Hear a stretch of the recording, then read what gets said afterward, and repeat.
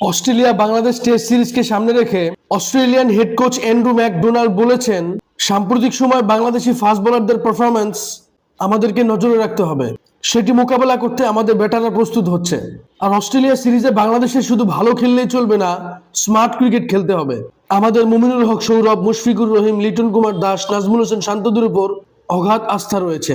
অন্যদিকে টি-20 ব্লাস্টে বাংলাদেশের অন্যতম ফাস্ট বোলার হাসান মাহমুদ আজ নিজের দ্বিতীয় ম্যাচে 4 ওভারে 33 রান দিয়ে 2 উইকেট তুলে নিয়েছেন। যেহেতু ইংলিশ কন্ডিশন এবং অস্ট্রেলিয়ান কন্ডিশন প্রায় সমান সমান, সেক্ষেত্রে হাসান মাহমুদ যদি ভালো টাচে থাকেন, অবশ্যই অস্ট্রেলিয়া সিরিজে তিনি কাজে আসবেন। একইভাবে ইংল্যান্ডের বাসবল খ্যাত ব্র্যান্ডন ম্যাককালাম টেস্টের কোচিং থেকে সরে দাঁড়িয়েছেন, তবে তিনি হোয়াইট বলে নিজের কোচিং চালিয়ে যাবেন। তার এই হঠাৎ করে টেস্ট ক্রিকেট থেকে সরে দাঁড়ানো এবং বেন স্টোকসের অবসর অনেক কিছুর ইঙ্গিত দিচ্ছে, এবং আশা করব আসন্ন জিম্বাবুয়ের সাথে টি-20 সিরিজে আমাদের তরুণ ক্রিকেটাররা ফেয়ারলেস খেলবে, যেখানে সত্যিকার অর্থেই হারানোর কিছু নেই। এ নিয়ে আপনাদের কোনো মতামত থাকলে অবশ্যই আমার সাথে শেয়ার করবেন। ভিডিওটি ভালো লাগলে লাইক, কমেন্ট, শেয়ার, সাবস্ক্রাইব করবেন। ধন্যবাদ।